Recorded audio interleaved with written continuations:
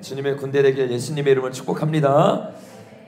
오늘 드디어 제가 여러분에게 몇 주 전부터 얘기했던 것처럼 이 북한에 대해서 자세히 공부하는 시간을 가질 겁니다. 공부하는 게 여기 앞에 불 좀 켜주십시오. 너무 중요해요. 우리가 공부하지 않으면 또 역사를 알지 아니하면 주님이 어떠한 일을 우리 가운데 행하고 있는지를 우리가 알지를 못합니다. 지금 어떤 일들이 이 세상 가운데 일어나고 있는지 알기 위해서는 반드시 역사를 봐야 돼요.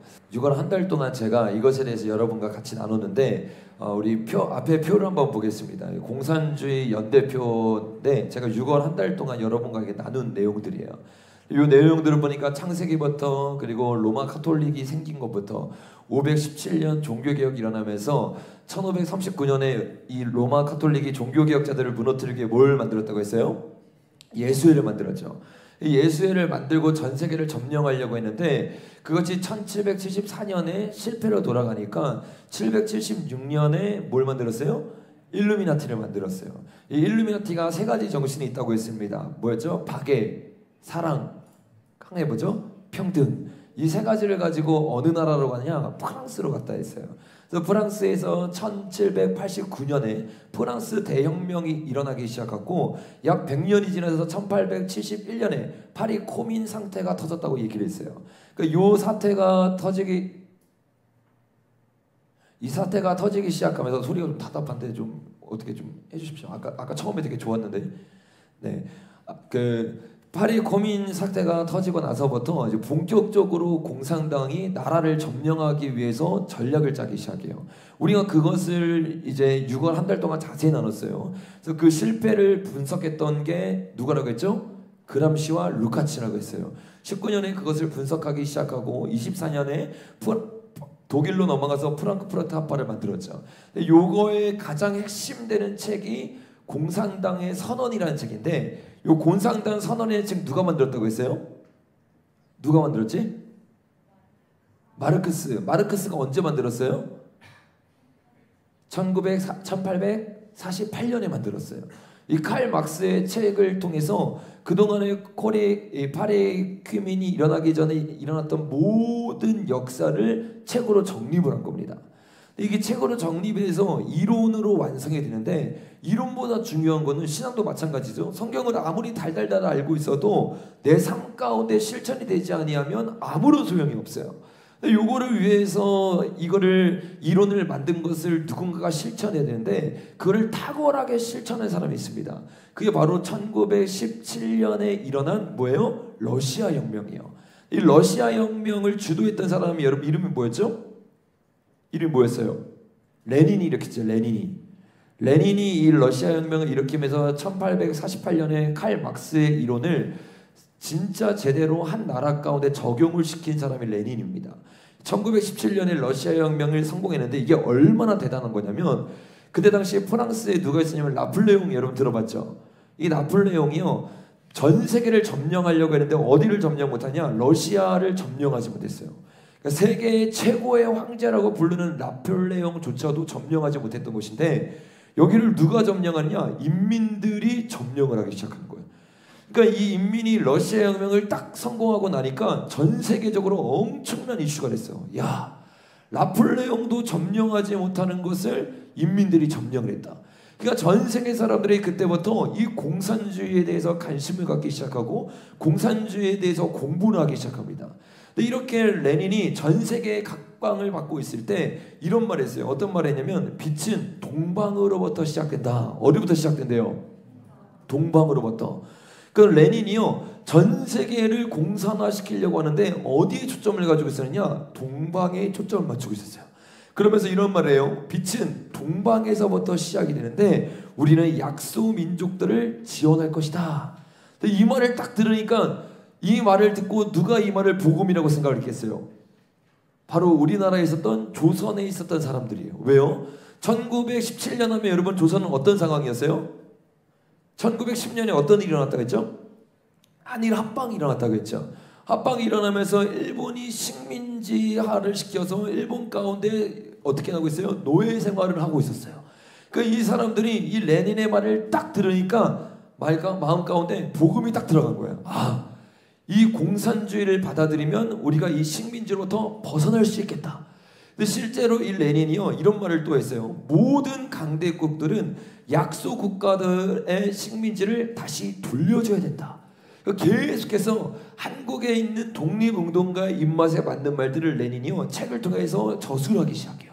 이거 여러분 정말 열심히 공부해야 돼요. 저도요 제가 20대 초반이죠. 20대 초반 때 이호 목사님이 천년왕국이라는 이 프로그램을 했습니다. 제가 신학생 때 매주 목요일날마다 그 집회 저녁마다 참석을 해가지고 그때 이 박헌영에 대해서 이호 목사 이승만에 대해서 정말 철저하게 공부를 했어요. 이 공부를 통해서만 이 나라가 보이고 이 공부를 통해서만 여러분에게 비전이 보입니다. 오늘 지금 여러분에게 나누는 이 메시지도 제가 20대 초반 때 이호 목사님한테 배웠던 내용들을 20대 때 정리했던 내용들을 지금 여러분과 다시 나누고 있는 거예요. 근데 이게요 지금 공산주의자들의 전략과 너무 똑같아요. 마지막 때 공산주의가 또 일어난다고 성경에서 예언하고 있어요. 이들의 전략 역시도 똑같을 겁니다. 그래서 우리가 이 역사를요 다음 세대 때 20대 때 철저하게 공부해야 그들의 사상이 보이기 시작하는데 요 사상을 가장 먼저 실전에 옮긴 사람이었던 레닌이 책을 통해서 계속해서 어떻게 해요? 조선 사람들을 불러 모으기 시작해요. 실제로 말만 하지 않았어요. 러시아 혁명이 일어나고 나서 이동희라는 사람이 이 레닌을 직접 찾아갑니다. 레닌을 찾아가서 이 이동희 밑에 있던 한영건이 찾아가서 레닌한테 돈을 받는데 얼마를 받냐? 200만 루블. 따라해볼까요? 200만 루블. 이게 여러분 어느 정도일까요? 동현이 어느 정도일 것 같아? 200만 루블. 2억. 여러분 이 200만 루블을 준다고 약속을 하고 성금으로 40만 루블을 줬어요. 근데 요거를 뭐로 줬냐면 화폐로 준 게 아니라 한금으로 줬습니다. 금. 근데 40만 루블을 금으로 받았는데 그 양이 얼마나 되냐면 마차 여러분 알죠? 마차 세대에 한금으로만 가득 채웠어요. 그 여러분 상상을 초월할 정도의 돈을 이 독립을 위해서 소련 공산당이 지원을 해준 거야. 그러니까 여러분 우리나라 독립을 위해서 수많은 독립운동가들이 일어났다고 말을 해요. 근데 그 독립운동가들 가운데 우리가 저번 주에 나눈 것처럼 70여 명 중에 50여 명이 공산당이었어요. 이 공산당이 어떻게 그렇게 활발하게 운영을 할 수 있었느냐? 바로 레닌의 돈 때문이었습니다. 레닌은요 이 돈을 가지고요 사람들을 긁어 모으기 시작하고 레닌이 원하는 사상을 교육시키기 시작해요. 그러니까 여기서부터 벌써 우파는요 이길 수가 없어요. 왜요? 우파는요 자기 명예를 위해서 살아. 자기 건물을 위해서 살아. 좌파는요 그런 거 없습니다. 건물을 팔아가지고요 다음 세대를 위해서 양육하기 시작해요. 자신의 세대를 키우기 시작해요. 하나님이 우리에게 뭐라고 말했어요? 다음 세대를 키우고 제자화시키려고 했는데 이 제자화를 가장 순종했던 사람이 누구냐? 바로 레닌이었던 거야. 그래서 레닌은 계속해서 이 다음 세대들을 뛰어난 사람들, 특별히 다니엘처럼 그 나라의 최고의 지도자감이 되는 사람들을 뽑아가지고 그들에게 돈을 줘서 지원하기 시작해요. 그 돈이 200만 루블 정도 되니까 엄청난 양을 가지고 수많은 다음 세대들이 만들어지기 시작하는 거예요. 실제로 왜 이런 일을 했느냐? 소련 공산당 강령이라는 책을 썼는데 이 책을 보니까 이렇게 말하고 있어요. 식민지의 민족해방 운동을 일시적으로 그러나 적극적으로 지원해야 된다. 그 레닌이요 이렇게 200만 불을 주면서까지 그들을 도와준 이유가 있어요. 그게 칼막스가 적었던 공산당의 선언에 그대로 나와 있는 내용인데 뭐라고 나와 있느냐? 식민지의 민족해방 운동을 일시적이지만 적극적으로 도와줘야 된다. 왜 그럴까요? 공산당의 가장 큰 꿈은 딱 하나예요. 세계를 공산화시키는 거. 공산화시키려고 하는데 그 나라를 다스리고 있는 나라가 있다? 그럼 어떻게 돼요? 그 나라를 무너뜨려야 되는 거예요. 그래서 그때 당시 조선 동방에서부터 빛이 올 것을 레닌이 알고 있었기 때문에 어떻게 해서든지 이 조선 땅을 레닌이 장악하고 싶은 거예요. 중국도 마찬가지예요. 실제로 여러분 중국이라는 나라에 가보면요 자신들을 닭으로 표현해요. 그래서 닭의 뭉뚱어리가 있는데 닭이 공격할 때 뭐로 공격해요? 부리로 공격하잖아요. 이 부리가 뭐냐? 바로 조선이라는 거예요. 그래서 지정학적으로도 너무 중요한 위치 가운데 조선이 있었기 때문에 중국뿐만 아니라 이 스탈린, 레닌 역시도 이 어디요? 조선 땅을 장악하고 싶었던 거야. 그래서 수많은 사람들에게 200만 루블이나 되는 돈을 줘서 그들을 자신 편으로 만들기 시작합니다. 여러분, 그래서 그들이 독립을 위해서 일했지만 사실은 독립을 위해서 일한 게 아니에요. 칼 막스가 쓴 공산당의 선언이라는 책을 보면요, 가장 핵심적인 글귀 중에 하나가 바로 이 글귀예요. 기억하라. 따라해볼까요? 노동자에게는 조국이 없다. 여러분, 공산당은요 나라의 개념을 가르치지 않습니다. 뭐라고요? 너희에게는 나라가 없어. 그 나라는 부르주아들이 너희를 다스리는 악한 나라야. 너희는 그 나라를 어떻게 해요? 타도해야 된다는 거예요. 그 나라를 없애버려야 된다는 거예요. 그래서 그들에게 유일한 나라는 뭐예요? 공산당의 나라인 거예요. 그게 뭐예요? 유토피아입니다. 그러니까 여러분, 지금 단순히 대한민국을 놓고 전쟁을 벌이고 있는 게 아니라 그들이 원하는 유토피아와 하나님 나라라는 거대한 나라의 전쟁 싸움이 치열하게 일어나고 있는 거예요. 근데 이런 거에 대해서 알지 못하면 내가 왜 살아가는지, 우리가 어떤 전쟁을 하고 있는지, 우리가 이 전쟁 가운데 승리하기 위해서 무엇을 해야 되는지 깨닫지 못합니다. 우리 옆에 있는 사람을 인사해 봅시다. 지금은 거대한 가치관의 전쟁 중입니다. 여러분, 이 전쟁 중임을 깨닫고 열심히 공부하시길 바랍니다. 1917년에 러시아가 혁명을 딱 일으키고 나서 돈을 퍼부으면서 자기 팀들을 만들기 시작합니다. 그러면서 본격적으로 유토피아를 전 세계에 이루기 위해서, 그러니까 지금 전 세계 사람들이 동성애를 통해서 하나의 문화를 만들어서 전 세계를 장악하려고 하고 있잖아요. 요 시작이 1917년, 그리고 정확히 말하면 1948년 공산당 선언으로부터 시작됐다는 거예요. 우리가 보았던 공산당 선언의 책의 가장 앞, 이게 성경책과 똑같거든요. 우리는 성경책에서 제일 중요한 십계명을 앞에 놓잖아요. 근데 이 십계명을 제일 중요하게 앞에 놓는데 공산당 선언에 뭐라고 적혀있어요? 따라해 볼까요? 하나의 유령, 공산주의라는 유령이 유럽에 떠돌고 있다. 야, 이 기가 막힌 글귀예요. 어떻게 이 전쟁이 영적 전쟁인지를 알고 유령이라고 자신의 사상을 표현하는 거예요. 사상은요 100% 영입니다. 그래서 우리가 지금 사상 전쟁을 하는 것은요 영적 전쟁을 하고 있는 거예요. 이 영적 전쟁에서 그들이 승리하기 위해서 다음 장면을 보면 1900년대 때 지도가 여러분 보니까 대한민국 빼고는 다 어때요? 다 빨개요. 이게 다 공산화된 겁니다. 사상에 물들여 버린 겁니다. 지금도 마찬가지예요. 대한민국을 제외하고는요, 여러분 지금 우리가 아까 영상 본 것처럼 일본은 어떻게 됐어요?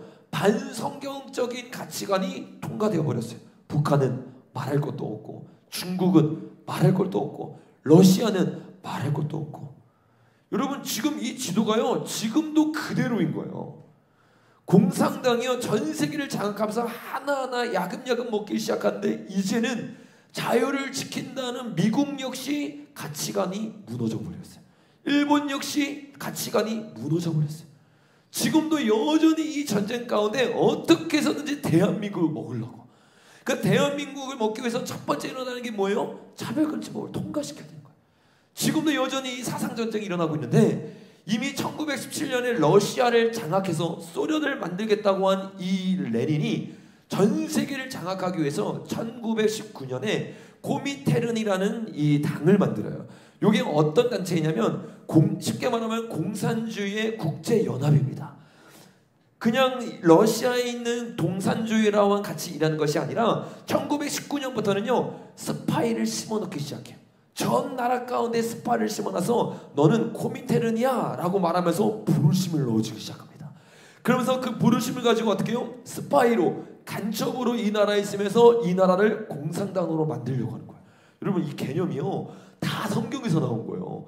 우리나라도 마찬가지잖아요. 우리도 마찬가지잖아요. 복음을 받아들였어. 우리는 이 땅을 살아가지만 여러분 왕같은 제사장일 줄로 믿습니다. 우리는 하나님의 백성이 됐어요. 그래서 우리가 걸어가는 곳은 대한민국을 걷고 있는 게 아니라 우리는 하나님 나라의 백성이기 때문에 하나님 나라가 이 자리에 임하는 것일 줄로 믿습니다. 그러니까 그 개념을 그대로 도입해서 어떻게 해요? 너희가 조선에 있지만 너희의 조국은 그때 당시 노국이라고 했죠. 러시아야. 러시아를 위해서 인생을 걸고 이 공산당 혁명을 위해서 유토피아를 위해서 인생을 걸어라. 청년들이요 이 부르심이 확 들어가니까요 부르심에서 인생을 걸어요. 그 부르심은 언제 생긴 거예요? 듣는 것을 통해서 생기는 거예요. 잘못된 것을 딱 들어버려요. 그러니까 유토피아를 위하는 사상전사가 되어버려요. 오늘 저와 여러분이 복음을 들어서 복음의 전사들이 되길 예수님의 이름으로 축복합니다. 우리 이 복음을 열심히 들으면, 예전에 우리 종빈이 막 영상 만들었잖아, 그치? 영상 다시 만들어야지. 아멘. 야, 이 영상을 너무 잘 만들어서 150만 명이 와야 돼. 150만 명이. 그러니까 여러분, 우리가요, 이 복음을요, 복음과 역사적 이 가치관을요 제대로 공부해서요 유튜브에도 올리기 시작하고 SNS도 하기 시작하고, 여러분들이 오늘 그 내용이 자세히 나옵니다. 어떻게 우리가 다시 사상전쟁을 통해서 이 나라를 전복시킬 것인지, 그거를 저와 여러분이 배우고 실천하길 예수님의 이름으로 축복합니다. 1919년 3월 1일 날 뭐가 있었어요?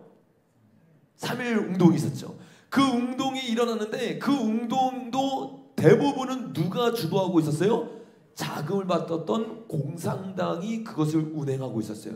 우리가 알고 있는 이 태극기를 흔들었던 그 우리 여사 누구죠? 유관순, 그리고 이승만, 수많은 크리스천들도 있었지만, 그때 당시 저와 여러분이 알고 있는 것처럼 크리스천 인구가 1%도 안 될 때예요. 대부분의 사람들 위에 누가 있었느냐? 공산당이 그것을 진두지휘하고 있어요. 어떻게? 돈을 받았기 때문에. 이 모습을 보면서 그 다음날 3월 2일부터 6일까지 우리가 방금 말했던 코민테른이 창설되기 시작하고, 본격적으로 조선을 장악하기 위한 운동이 시작되기 시작합니다. 실제로 1919년 4월에 한인사회당이 블라디보스톡, 어딘지 아시죠? 러시아에 있는 블라디보스톡에서 대회를 여는데, 이 대회 가운데 주제가 무엇이냐? 한국의 독립과 동시에 사회주의 혁명 과제를 수행할 플로레타리아 독재 권력을 세운다. 기가 막힌 거야. 이때 일제로 우리가 장악당하고 있잖아요. 그러니까 어떻게 해요? 이 장악당한 것을 우리가 독립시켜줄게. 독립시키는 목적이 뭐냐? 한국의 독립과 동시에 사회주의 혁명을 일으키겠다. 이것을 어떻게 해요? 수행할 독재 권력을 우리는 만들어야 된다. 얼마나 체계적으로 사상전쟁을 하고 있는지 알아야 돼요. 이것을 위해서 그들은요, 다음 세대를 장악하기 시작해요. 훈련시키기 시작해요. 공부시키기 시작해요. 1919년 4월에 한인사회당에서 러시아에서 시작된 이 대회 혁명의 부르심을 받은 사람이 1919년 10월에 서울에 와가지고 최초로 사회주의 비밀 결사단을 만듭니다. 이 결사단의 이름이 서울공산단체입니다. 이 조직으로부터 수많은 사람들이 훈련을 받고 수많은 사람들이 일어났는데, 그 중에 한 사람이 누구냐? 오늘 저와 여러분이 나눌 박헌영이라는 사람이에요. 이 박헌영이라는 사람은요, 이 대한민국 근현대사에서 무조건 공부해야 되는 사람입니다. 특별히 기독교인이라면 반드시 알아야 되는 사람이에요. 이 사람이 얼마나 교회를 무너뜨리려고 했는지, 그리고 그 사람이 교회를 무너뜨리려고 했던 그 전략을 그대로 지금 좌파들이 사용하고 있기 때문에, 왜냐하면 좌파들의 아버지입니다. 그 얼마나 뛰어났으면 좀 이따도 나누겠지만, 김일성보다 뛰어나서 수많은 사람들이 북한의 수장으로 박헌영을 앉혀야 됩니다 라고 말했어요. 너무 뛰어나니까 박헌영이 실제로 김일성이랑 같이 6월달에 스탈린을 보러 갑니다. 근데 스탈린이 2차 면접을 한 거거든요. 면접을 했더니 어때요? 야, 박헌영이 너무 뛰어난 거야. 자기 말을 들을 사람이야. 자기보다 훨씬 뛰어나게 공산주의에 대해서 알고 있고 세계를 점령해야 되는 모든 계획을 가지고 있어요. 그러니까 딱 스탈린이 이 박헌영을 세우면 자기 손아귀에서 이거를 할 수 없겠다 싶어서, 그때 당시 30대밖에 되지 않았던, 자신에게 충성을 당했던 김일성을 북한의 수장으로 앉힌 거야. 그러니까 그 정도로 박헌영은요, 공산주의자들에 있어서 대부이고, 우리나라에서 절대로 공부하지 않으면 이길 수 없을 정도로 중요한 인물입니다. 근데 놀라운 건 뭐냐면, 이 인물이 처음에는 영어를 공부했어요. 영어를 어디서 공부했냐? YMCA 알죠? YMCA 여러분 누가 있었겠어요? 선교사님들이 있어요. 주일에 더 영어를 배우고 싶어서 어디 들어갔냐면 숭동교에서 영어 성경 공부를 했어요. 여러분 이때 꼬꾸라졌으면, 이때 주님을 만나고 이때 정말 주님 안에서 이 사람이 변화됐으면요, 지금 대한민국이 이렇게 되지 않았습니다. 여러분 다음 세대를요 허투루 보면 안 돼요. 이 다음 세대들이 기도할 때, 이 다음 세대들이 예배 드릴 때요, 다음 세대들이 변화되도록 여러분 눈물을 흘리면서 기도해야 될 줄로 믿습니다. 한 다음 세대가 바뀜으로 말미암아서요 100만 명을 한순간에 전도했던 무디가 나와요. 한 사람의 전도로 말미암아서 어떻게 돼요? 수많은 사람들이 일으켰던 찰스 피니가 나와요. 수많은 사람들이 일으켰던 웨일즈 부흥을 일으켰던 시모아가 나와요. 여러분, 한 사람이 바뀌기 시작할 때 나라의 인생이 바뀌게 될 줄로 믿습니다. 어쨌든 이렇게 영어를 배우고 교회를 갔지만 복음을 제대로 받아들이지 못했어요. 공부를 워낙 잘했기 때문에 실제로 4개국어를 했다고 합니다.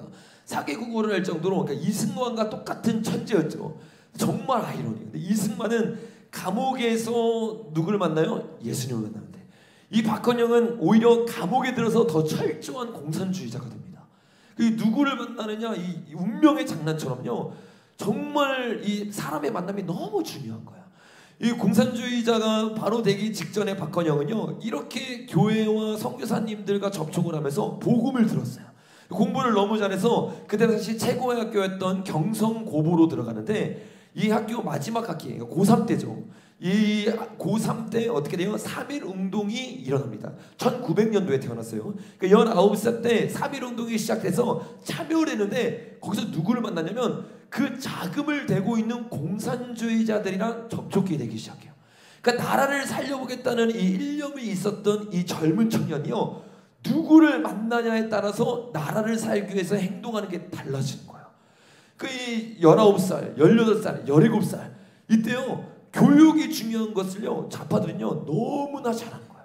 여러분, 이 좌파, 이거는 제가 내일 나누거나 뭐 내일 모레 주일날 나눌 텐데, 좌파들이 이걸 잘하니까 헝가리에 있었던 루카치가 어디로 들어갔다 했어요? 문화담당관이 돼서 학교로 들어갔어요.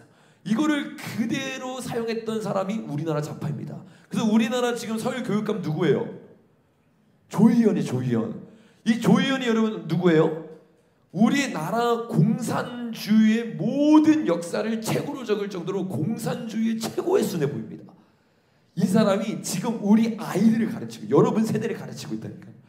그러니까 이 아이들이 1년, 2년, 12년 가정을 딱 마치고 나면 박헌영 같은 꿈을 가진 자가 일어나요. 박헌영 같은 비전을 가진 자가 일어나요. 이 박헌영도 19살 때 나라를 살리기 위해서 운동을 했는데 공산주의와 딱 접촉이 되기 시작하니까 공산주의가 멋있어 보이기 시작한 거야. 야, 공산주의는 나라를 위해서 움직이는구나. 3.1절 날 딱 공산주의를 만나고 나서 박헌영이 이렇게 고백합니다. 그들의 이념이 공산주의죠. 공산주의 이념이 독립과 정의, 민주주의와 진보를 호소하고 있다는 것을 이해하기 시작했다. 이 무슨 말이에요? 야, 그들을 보니까 그들은 독립을 위해서 정의롭게 싸우는 자들이에요. 민주주의와 진보를 위해서, 나라 개혁을 위해서 목숨을 건 자들이야. 이것에 딱 꽂혀버리기 시작하는 거예요. 그리고 어떻게 해요? 젊고 패기가 있고 머리가 좋았던 박헌영이요, 그때부터 공산당을 공부하기 시작해요. 공산당은 얼마나 열심히 공부했는지 1922년에는 3월에 이 남한에서 일어난 일이 아닙니다. 저 멀리 저 노곡이라고 하고 있는 저 땅에서 뭐가 열렸어요? 고려 공상 청년회가 열리는데, 워낙 뛰어난 머리를 가지고 있었고 공부를 너무 잘했기 때문에 거기서 책임 비서가 됩니다. 책임 비서는 수행하는 사람들을 비서하는 게 아니라 책임 비서가 1인자입니다. 그리고 이 비서는 누구를 섬기는 거예요? 노국의 왕인 레닌을 섬기는 겁니다. 그러니까 조선 고려 공상 천년의 책임 비서로 누가 쓴 거예요? 박헌영이 청년의 수장으로 정확하게 1922년에 서기 시작합니다. 그때부터 박헌영이요, 청년들을 불러가지고 계속해서 자기가 받아들인 복음을 전하기 시작해요.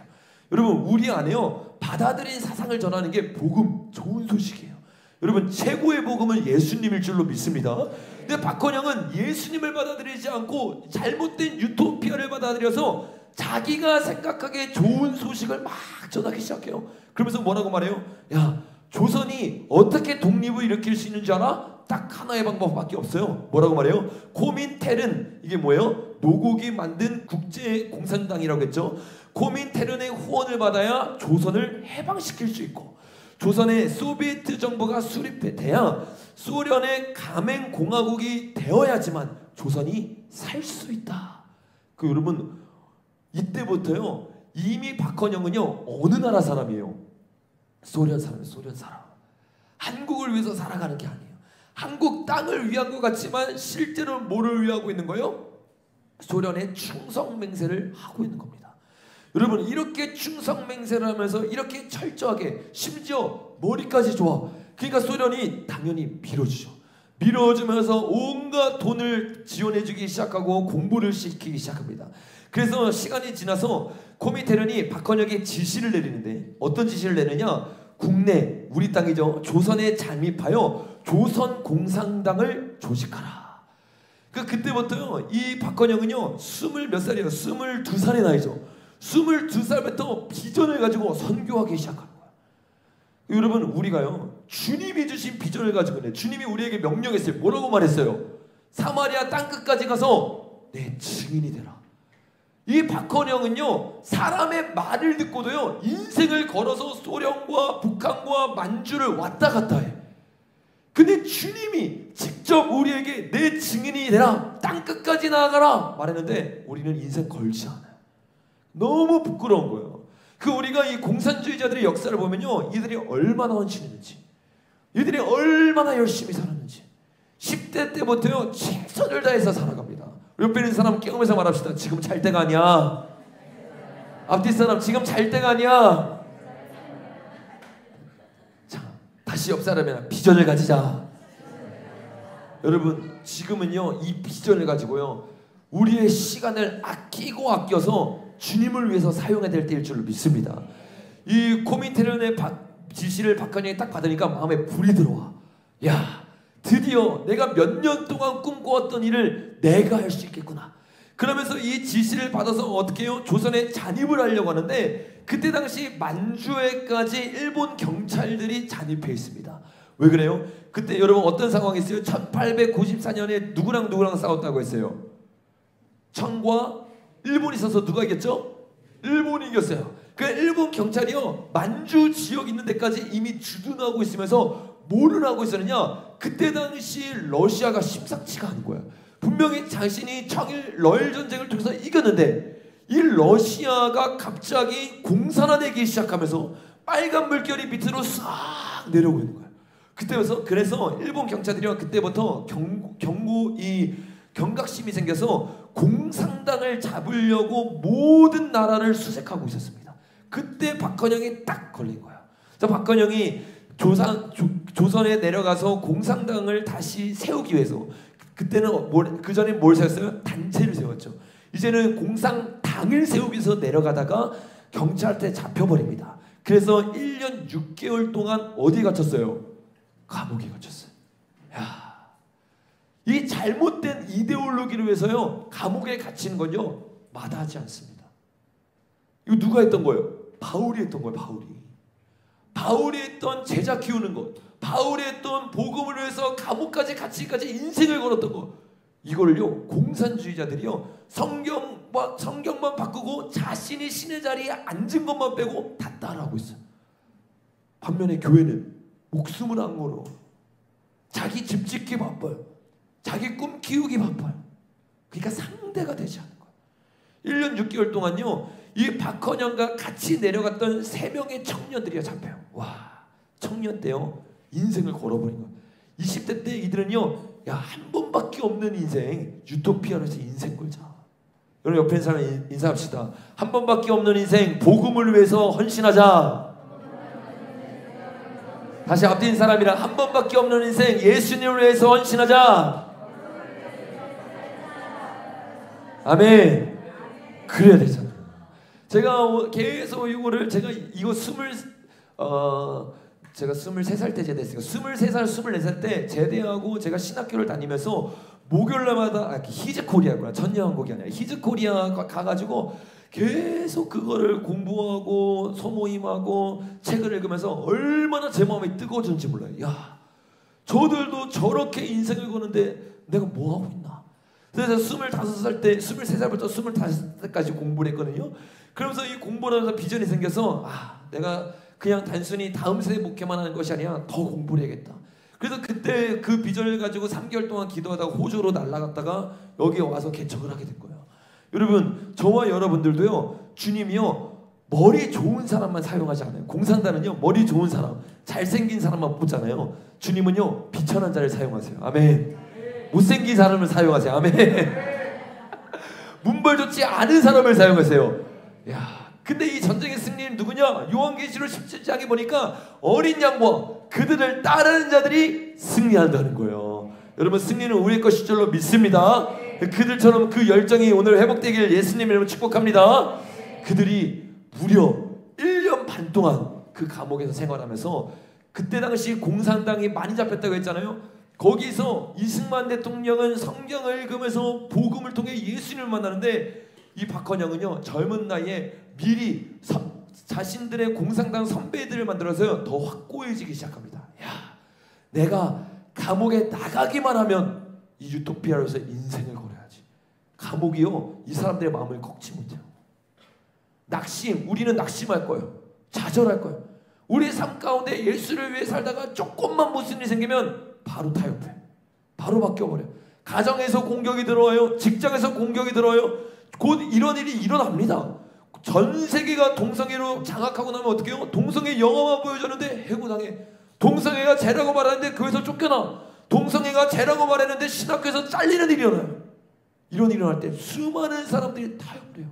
여러분 보세요. 기독교 기업이라고 하는데 직벨레를 제외하고 수많은 기업들이 타협해버립니다. 코카콜라 무지개 딱 달아버리잖아요.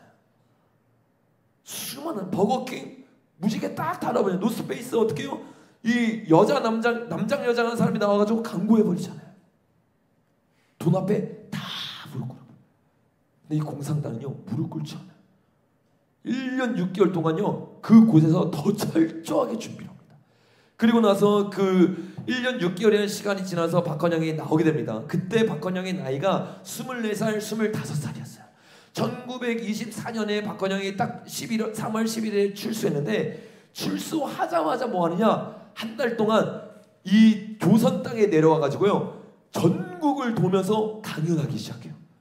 강연을 하는데 여러분 한 달 동안 놀라지 마세요. 무려 28곳에서 설교하기 시작합니다. 얼마나 뜨거운 열정이에요 여러분. 공산당을 만들기 위해서 청년들을 조직하기 위해서요 3월 11일 어디 가요? 진천을 가요. 13일 계산을 가요. 14일 청주, 15일 조치원, 공주, 영동, 금천, 대구, 밀양, 부산, 김해, 여선, 거창, 통영, 장난이죠. 진주, 거창 쭉쭉쭉 다니면서 어떻게 해요? 10일 수원까지. 수원이 어디요? 밑에서부터요 다 훑고 올라와요. 여러분 이때 자동차가 있었을까요? 우리 때를 생각하면 안 됩니다 여러분. 엄청난 열정인 거예요. 우리는 지금 부산 한번 내려갔다 오는 것도 막 힘들다 그러잖아요. 선교하는 거 여러분, 이 사람보다 더 대단한 사람이 누군지 알아요? 바울이에요. 바울. 복음에 미쳐버리니까 그때 자동차가 있어요. 비행기가 있어요. 뭐가 있어. 그러니까 걸어서 1차, 2차, 3차 한 나라에서 왔다 갔다 한 게 아니에요. 모든 나라 유럽을 순회하면서 복음을 전하면서 인생을 걸어버려요. 근데 우리는 복음이 우리에게 그렇게 값어치가 있는 게 아니에요. 바울과 비교하는 게 아니라 공산당과 비교해도 24살이었던 박헌영이요 공산당 이론에 매료되기 시작하니까요 전국을 돌아다니면서 전도해. 사람을 만들면서 공산당만이 독립할 수 있는 유일한 길입니다. 여러분 옆에 있는 사람에 인사합시다. 우리에게 구령의 열정이 있어야 될 줄로 믿습니다. 여러분 영혼을 향한 열정이 회복돼야 될 줄로 믿습니다. 우리 도마 선배님 보세요. 어때요? 인생을 걸고요 전국을 다니면서 어디까지 왔어? 야 그때 당시 우리나라까지 오는 거 여러분 상상이 안 되는 일이에요. 제가 도마가 저기 어디까지 왔다 했죠? 고령 있는 데까지 왔다고 하니까 끝나고 나서 우리 일본에 계셨던 분들이 저한테 말을 했죠. 뭐라고 말하면 이 도마가요 고령까지 왔다가 바로 인도로 돌아간 게 아니라 일본까지 갔다는 거예요. 그래서 일본에도 도마가 왔다는 흔적이 있어서 이 이스라엘에 연구하는 이 학자들이 이 일본 땅에 와가지고 몇 년 전에 실제로 그것을 다 확인하고 갔습니다. 그 도마가요 비행기도 없고 차도 없고 아무것도 없는 시절에도요 복음에 미치니까 인생을 걸어버리는 거야. 내가 그동안 쌓았던 모든 스케줄이요 바뀌어버려요. 분명히 내가 말 타고 어떻게 해요? 예수 믿는 자들 핍박하기 위해 가고 있었어요. 복음의 빛이 딱 들어가니까 인생을 바꿔버린 거야. 오늘 저와 여러분의 인생이 바뀌어야 될 줄로 믿습니다. 여러분 그냥 고만고만하게 살라고 여러분 부른 거 아니에요. 여러분은요 열방을 누빌 사람들이 돼야 됩니다. 열방을 어떻게 누벼요? 그냥 내가 돈이 많아져서 비행기 타면서 누비는 게 아니라 복음의 열정에 사로잡혀서 인생을 걸면서 헌신하길 예수님의 이름으로 축복합니다. 이렇게 수많은 곳을 돌아다니면서 한 달 동안 전국을 순회를 딱 하면서 청년들의 마음 가운데 열정을 싹 줘요. 몇 살이었다고요? 24살. 24살. 야, 혹시 24살 있어요? 24살보다 어리다 손 들어. 24살보다 나이 많다. 와. 여러분 이 24살보다는 우리가 더 열정을 가지고 해야 될 줄로 믿습니다. 이 24살 때 한 달을 쫙 돌고 나서 박헌영이 야 내가 순회하고 났다. 이제 내가 본격적으로 이 비전을 위해서 이 꿈을 위해서 침투에 들어가겠다 하면서 그냥 돌면서 그냥 유토피아를 설교만 한 게 아니에요. 삶에서 침투에 들어갑니다. 공산당이요 나라를 바꿀 수 있었던 이유가 뭔지 아세요? 오늘날 교회와 다르게 이원화가 안 돼 있어요. 공산당의 이론은 철저하게 삶과 연결되어 있습니다. 삶에서로부터의 혁명이 일어나기 때문에 공산당의 이론을 배우면 어떻게 해요? 삶에서 부딪혀버리는 거예요. 근데 오늘날 복음을 전하는데 복음과 삶이 연결이 안 돼 있어. 그러니까 이길 수가 없는 거예요. 여러분 원래 복음은요 삶과 연결되어 있을 줄로 믿습니다. 그러니까 제대로 하나님 말씀을 제대로 가르치잖아요. 삶이랑 안 부딪힐 수가 없어요. 말씀을 듣는데 계속 찔려. 말씀을 듣는데 계속 내 마음 가운데 부딪혀. 왜요? 삶을 말하고 있으니까. 얼마나 삶을 구체적으로 말하냐? 여러분 공산당이 왜 성공한 줄 아세요? 침실까지 침투에 들어가서 성공한 거예요. 성혁명을 일으켜서 이 정치가요 그냥 정치고 내 삶은 따로가 아니라 공산당이 말하는 이론이 내 침실까지 영향을 미치니까 사람들이 들고 일어나는 거예요. 근데 성경은요 원래 성경이 가장 먼저 침실까지 들어왔어요. 너희 은밀한 죄, 너희 남편과 너희 아내. 성경을 제대로 가르치면요 사람들이 반발합니다. 그러니까 돌돌 치잖아요. 사람들 죽이려고 그러잖아요. 그 사람에 대한 정확한 얘기는 제가 주일에도 얘기했잖아요. 세례요한 어때요? 그냥 정확하게 얘기해요. 너 이런 죄 지었잖아. 이런 죄 지었잖아. 이런 죄 지었잖아. 바리새인, 서기관 종류별로 특별히 헤롯은 정확하게 지침해서 어떻게 해요? 너가 절대로 해서는 안 되는 가족 간에 있는 일들 성관계를 지었어. 이거 회개해야 돼. 여러분 하나님의 말씀을요 귀에 걸면 귀걸이, 코에 걸면 코걸이 읽는 것이 아니라 이 말씀을 자세히 읽고 연구하길 예수님의 이름으로 축복합니다. 이걸 제대로 읽으면요 삶이 바뀔까요 안 바뀔까요? 내가 여기서 눈물 흘리면서 주님을 위해서 살겠다 하고 침실에 들어가서 애들이랑 장난칠까 안 칠까? 그 애들이랑 얘기를 나누는데 내가 물어봤어요. 애들한테 야 너희 여기서 예수님 만나고 나서 생활관 들어가서 생활관 뭐라 하죠? 우리 생활관이라고 하나? 기숙사 들어가가지고 예수님 얘기해? 그게 진짜예요. 그게 삶과 신앙이 연결돼. 여기서 뜨겁게 내가 매일 예배드리고 매일 기도하니까 여기서 기도하면 다 끝. 이게 뭐 이원화돼 버린 거. 삶이란 전혀 별개. 여기서는 죽어나 주님을 위해 죽겠습니다. 주의 나라 주의 권세 위해 살겠습니다. 뭐 거의 공산당급이야. 인생을 주님을 위해서 헌신하겠다. 주님을 위해서 나아가겠다. 두 손 두 팔 다 들고 주님을 위해서 인생을 걸었어. 눈물 흘렸어. 기숙사만 딱 들어가면 어떻게 해요? 내 입이 절제가 안 돼. 쌉쳐. 이런 말 사용해야 안 해. 주님 앞에서 서는 거예요. 주님 앞에서.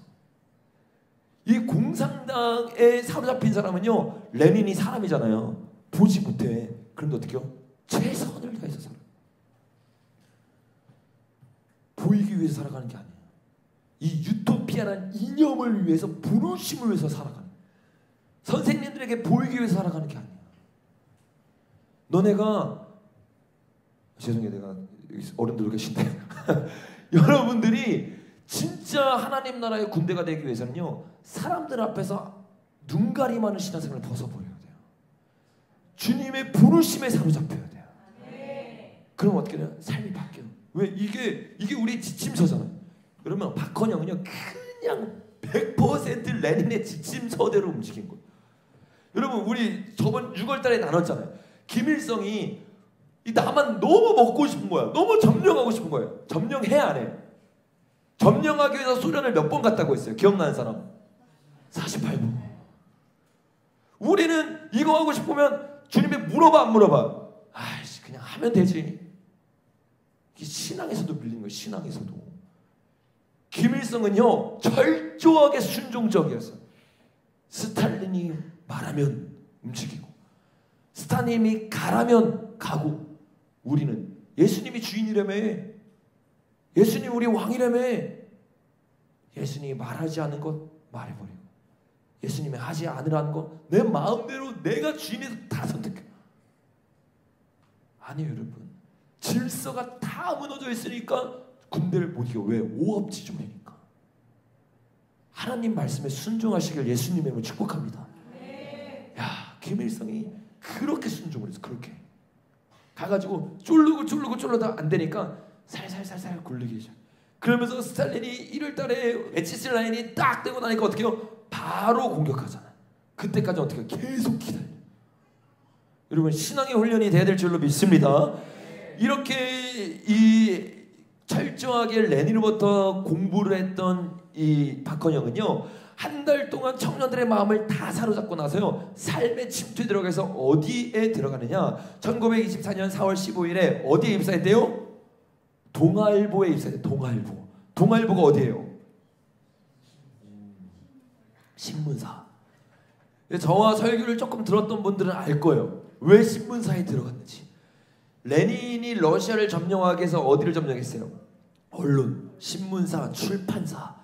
눈과 귀를 딱 가려야지만 어떻게 해요? 대중들을 속일 수 있거든요.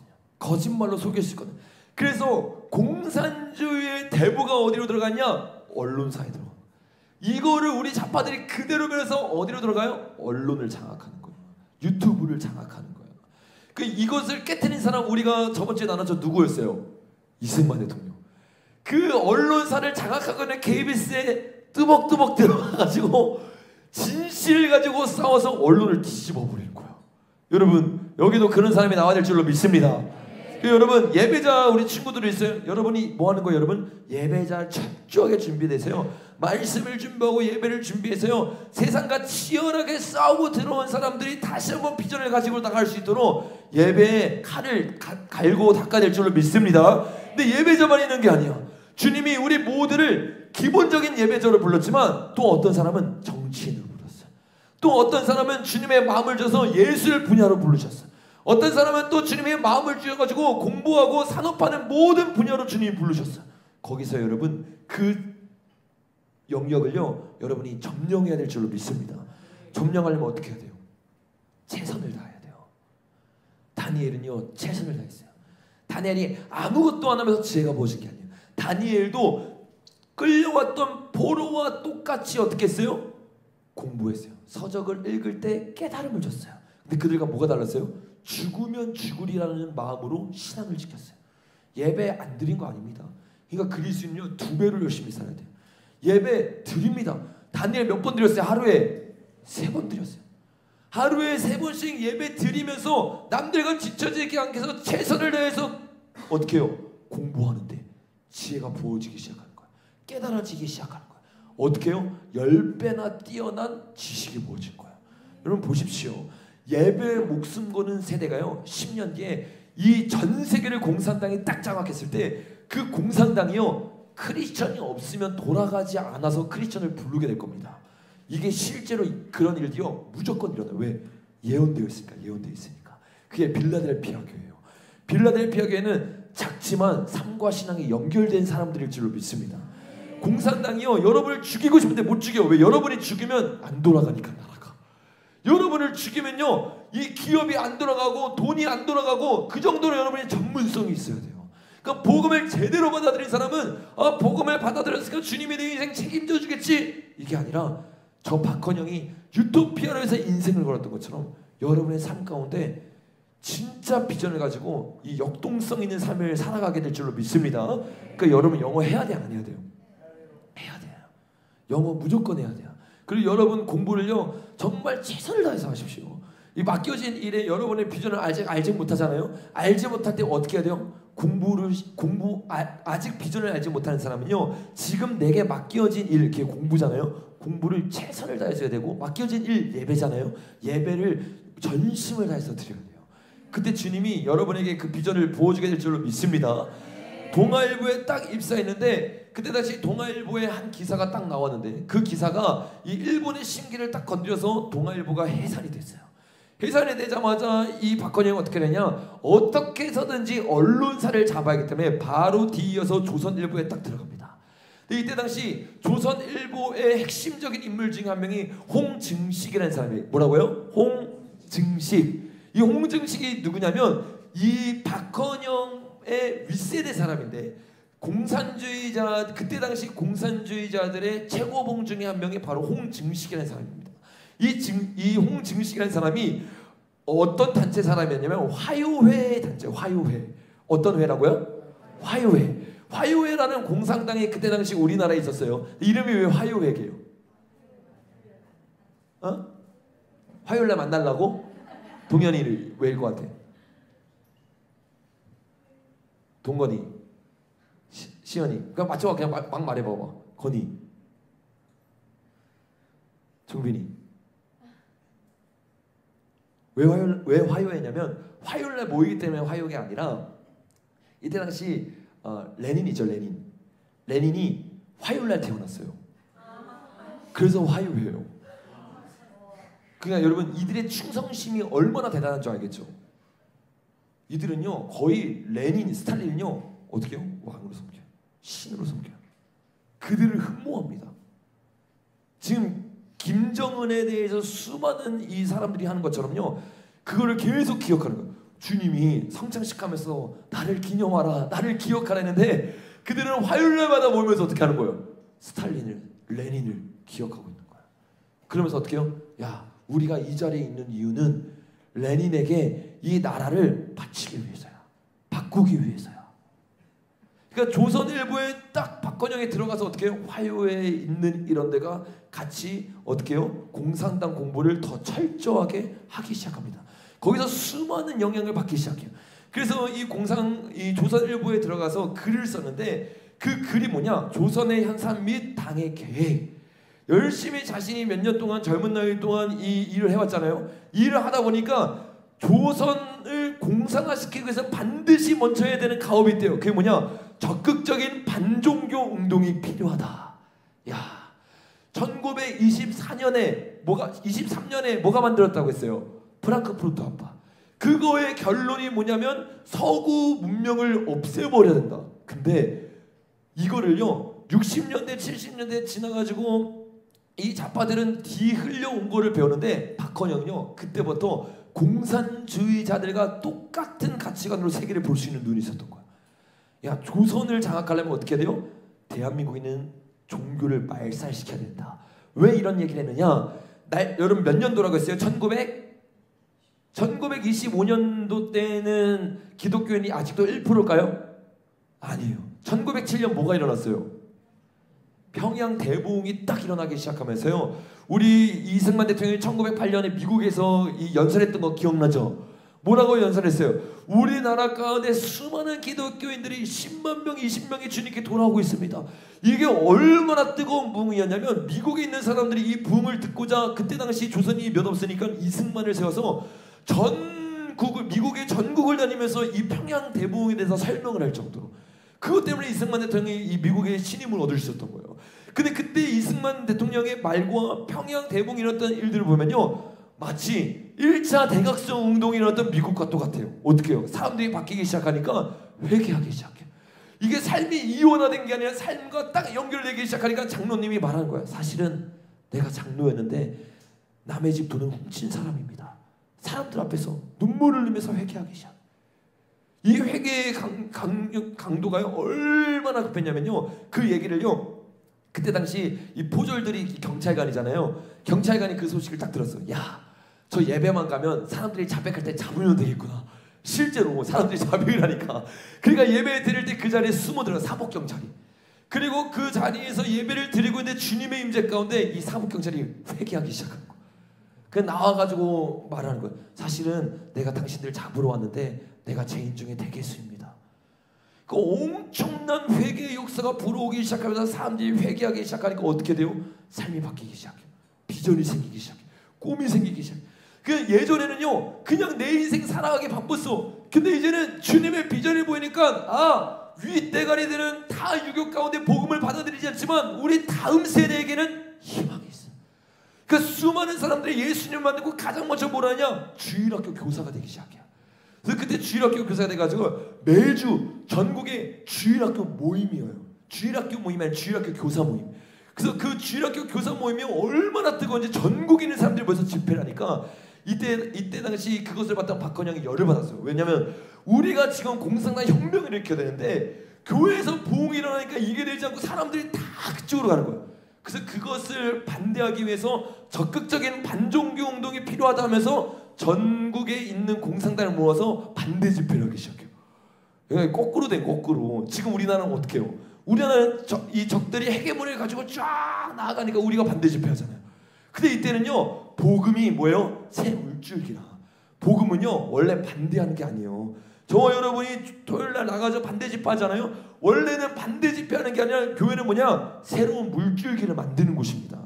이 흐름이요 복음을 받아들인 사람을 통해서 새로 만들어지기 시작하는 거예요. 반대만 하면 여러분 지칠 거예요.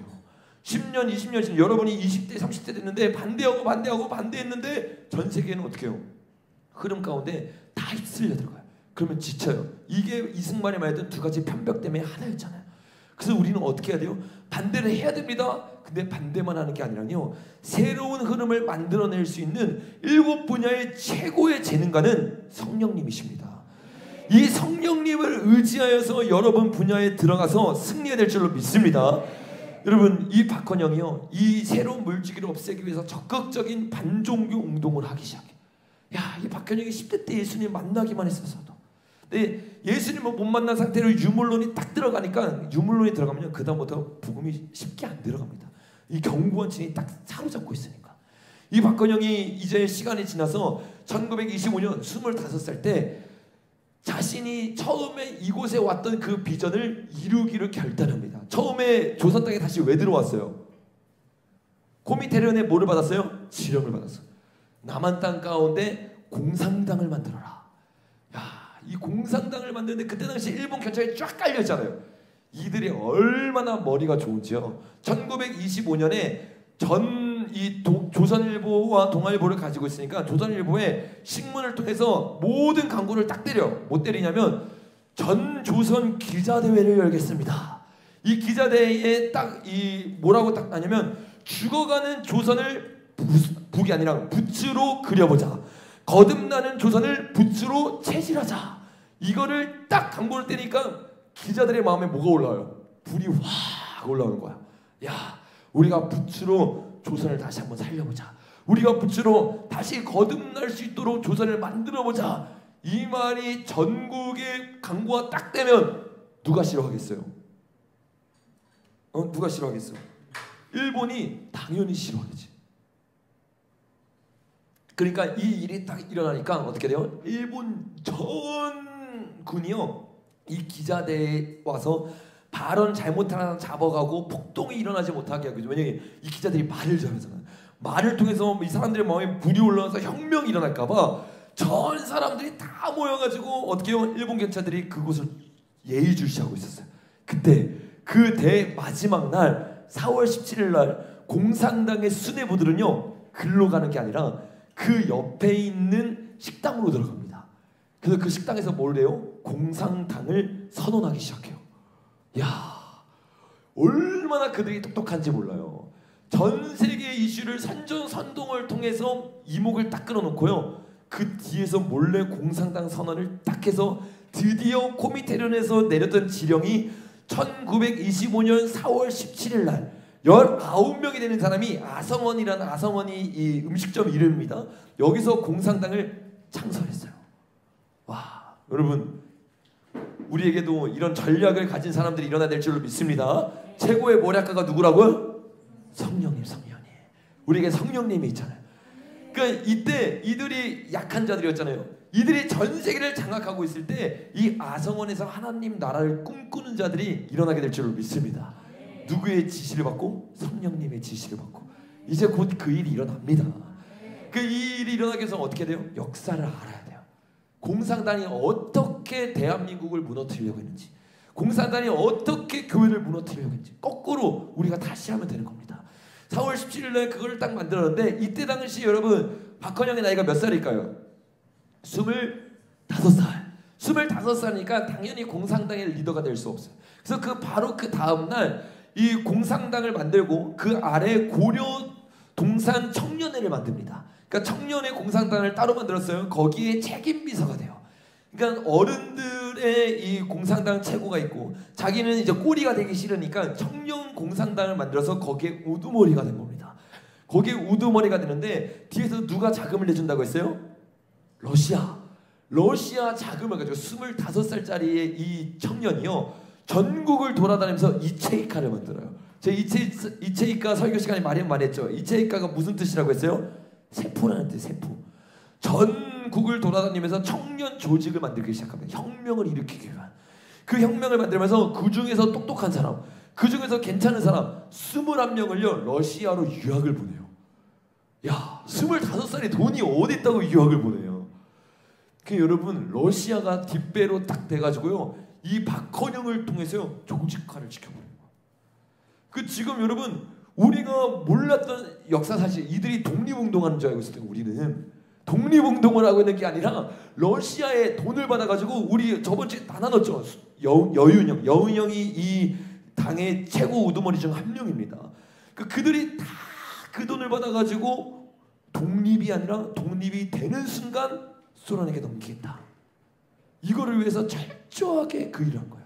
그렇게 청년들이 당이 조직됩니다. 당이 조직돼서 당 이름을 바꿔요. 한양청년연맹이라는 이 당을 딱 만들어가지고 연설을 하는데 그 연설의 주제가 뭐예요? 종교를 멸종시켜라.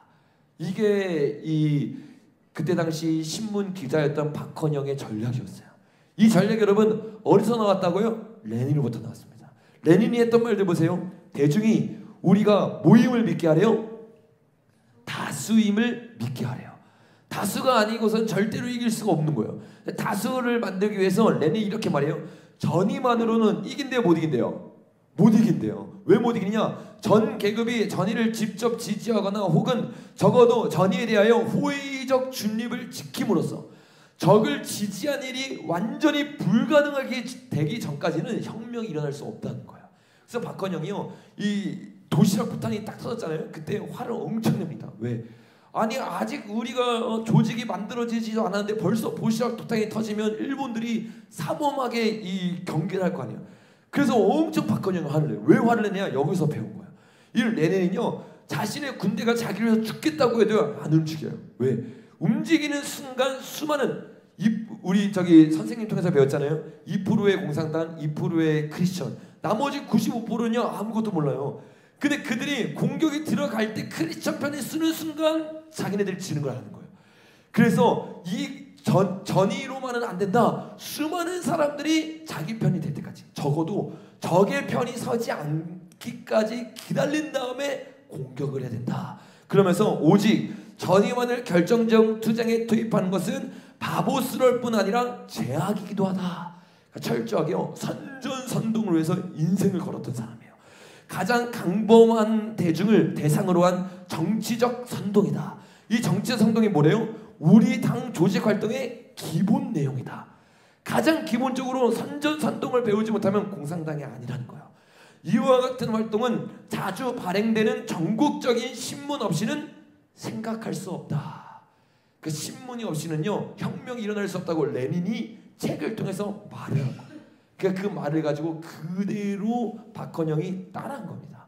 레닌이 또 무슨 말을 했어요? 다 같이 읽어봅니다. 위에 있는 거 시작. 자 다시 큰 소리를 씁니다. 시작. 자 다시 입 안 떼는 사람이 있어요. 큰 소리를 씁니다. 시작. 자 이거 아닙니다. 그 다음 장면 큰 겁니다. 시작. 민주주의가 망할 때까지 뭐라고요? 민주주의를 외치래요.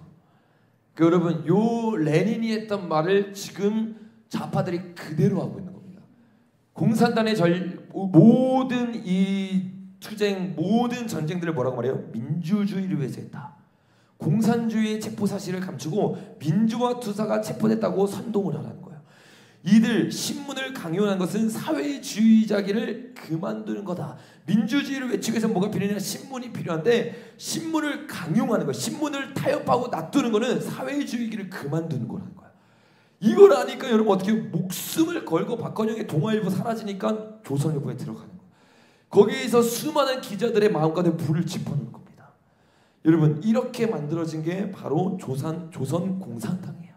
이 조선공산당이요, 만들어지고 1, 2년 안에 바로 무너집니다. 왜 무너지느냐? 다음 장면에 보시면 공산당이 일본에 의해서 일망타진이 되는데 진짜 여기 일망타진이 됐어요. 공산당이 다 모여가지고, 이 공산당은요 유물론이기 때문에 여자 관계를 아무렇지도 않게 생각합니다. 그리고 술 마시는 거, 이 쾌락을 즐기는 거 아무렇지도 않게 생각해요. 왜? 죽으면 먼지니까, 사후세계를 안 믿으니까. 그래서 이들이 혁명당을 딱 만들고 나서 한 8개월쯤 지나서 술집에 모여가지고 흥청망청 놀고 있었어요. 그때 그 밑에 누가 있었냐면 일본 경찰이 있었는데, 일본 경찰이 시비가 붙습니다. 청년들이니까 어떻게 해요? 시비가 붙으니까 막 싸우는 거예요. 그래서 잡혀갔는데 조사를 받으니까 이들이 공산당이었던 거야. 그래서 그들로부터 꼬리가 잡혀가지고 조선 공산당이 일만타진이 되기 시작합니다. 그러면서 그때부터 잡히면 바로 사형입니다. 지금 저기 잡힌 사람이 누구냐면 박헌영이에요. 이 박헌영이 딱 잡혀가지고 1년 동안 이 고문을 딱 버텨요. 고문을 딱 버틴 다음에 27년 9월 13일 날 공판이 딱 있는데, 그 공판에서 수많은 사람들 앞에서 뭐라고 말하냐면 침묵이 딱 흘릴 때 이렇게 나지막하게 말했다고요. 공산주의의 목적은 조선의 민족 해방과 정의의 실현이다. 야, 이 잘못된 이데올리가 딱 들어가잖아요. 그때부터는요 어떤 고문을 받아도요 바뀌지 않습니다. 이 말을 딱 하는 순간 이 박헌영은요 영웅이 돼요. 야, 감옥에 갇혀가지고 우리 지도가 갇혀 있었는데 신념을 버리지 않았구나. 이때부터 청년의 리더에서요 전체 리더로 바뀌기 시작합니다. 왜냐면 이 고문 때 전체 리더들이 많이 죽었어요. 그래서 박헌영이 전체 리더로 딱 올라가는데, 여러분 박헌영이 1년 반 동안 어떤 고문을 버틴 줄 아세요? 다음 장면에 보시면 박헌영이 감옥에 갇혔다 나오고 바로 난 직후의 사진이에요. 저 옆에가 죽세죽이라고 박헌영의 아내입니다. 완전히 절세 미녀였다고 그래요. 근데 박헌영이 나오는데 얼굴이 거의 못 알아볼 정도로 바뀌어있어요. 박헌영이 어떤 일을 당했냐면 실제로 보니까 냉수나 고춧가루를요 물과 입과 코에 들이부었어요. 고춧가루 여러분 눈이랑 코랑 입에 들이부인다고 생각해보세요. 그래서 어떻게 하면 손가락을 묶어서 천장에 매달았습니다. 손이 아니라 손가락으로 어떻게요? 묶어서 천장에 매달았어요. 그리고 가죽 채찍으로 때립니다. 거의 예수님이 당했던 그 고난을 그대로 당한 거예요. 그런데도 절대로 신념을 굽히지 않아요. 긴 의자에 무릎을 꿇어 앉힌 다음 맞대기로 간절을 때립니다. 7명, 8명의 경찰들이 큰 방에서 축구공 놀이라는 고문이 있는데 한 명이 어떻게 해요? 주먹으로 계속해서 갈겨대기 시작합니다. 갈겨대서 저쪽으로 가면 다른 어떻게 해요? 경찰이 때리고 계속 구타하는 거예요. 1년 반 동안 이 일을 당합니다. 그리고 나서 어떻게 해요? 공산주의 목적은 조선의 민족 해방과 정의 실현이다. 이 이념을 위해서요 인생을 걸어. 그리고 어떻게 해요? 일본 경찰이 화가 이뻐야 하는 거예요. 그럼 어떻게 해요? 딱 잡아가지고 어떻게 해요? 더 공격하기 시작합니다. 더 고문하기 시작해요. 얼마나 이 고문이 심했냐면 1927년 11월 어떻게 되냐면 박헌영이 발광하는 상태가 돼서 발광. 완전 미쳐버립니다. 얼마큼 미쳤냐면 2번이나 목을 베어서 죽으려고 그래요. 그 간수들이 이제 겁을 내잖아요. 이 사람이 죽으면 안 되니까. 수갑을 채워줬더니 수갑을 메고 방 이리저리 부딪히면서 온몸에 멍이 들어요. 이걸로 끝나는 게 아니라 자기가 배변을 보잖아요. 밥이 옵니다. 밥을 안 먹고 배변을 2번이나 먹었어요. 똥을. 그리고 그 똥을 벽에 칠하고 얼굴에 칠하고 온몸에 칠합니다. 그리고 나니까 의사들이 이 지금 정신병이다. 더 이상 돌아올 수 없다. 그래서 어떻게 해요? 풀어줬어요. 그게 뭐였어요? 연기였어요. 그러면 공산주의자들이요 호락호락한 사람들이 아니요. 지금 여러분이 싸우고 여러분이 이제 복음으로 나아가는 사람들이요, 복음으로 전쟁에 된 그 사람들이요, 저 이념을 위해서 인생 겁니다. 우리가 복음을 위해서 인생 못 거는 신앙이 안 되면요, 절대로 못 이겨요. 그냥 왔다 갔다 하는 신앙을 저들이 이기겠다. 저들은요, 똥을 먹으면 마치 다윗이 미친 사람 하면서 벗어나는 것처럼 진짜 그 이념에 사로잡혀서 이념 안에 똥을 먹어요. 똥을. 그 연기에요, 의사부터 시작해서 모든 사람들이 다 속아요. 그래서 어떻게 해요?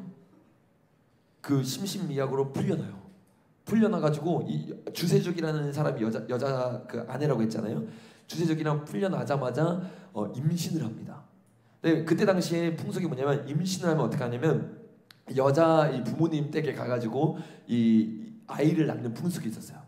근데 이때 당시 이 남한 쪽에 있었잖아요. 근데 주세족의 고향은 어디냐면 저기 그 함경북도입니다. 그러니까 완전히 위에 있잖아요. 애를 낳았으니까 어떻게 해요? 함경북도로 자연스럽게 가서 거기서 만주를 통해서 러시아로 도망칩니다. 그렇게 일본에 이걸 다 어떻게 해요? 속이고 다시 모스크바로 1928년 11월 5일 날 도착을 한 거예요. 이 도착하는 과정 가운데 아이가 태어납니다. 그러니까 아이를 왜 낳은 거예요? 오직 공산주의 이념을 위해서. 여러분, 이들은요, 공산주의의 유토피아를 위해서요, 모든 인생을 건 거예요. 인생을. 그러니까 이게 감이 잡혀야 돼요. 우리가 지금 싸우는 사람이 어떤 싸움인지 감이 잡혀야 돼요.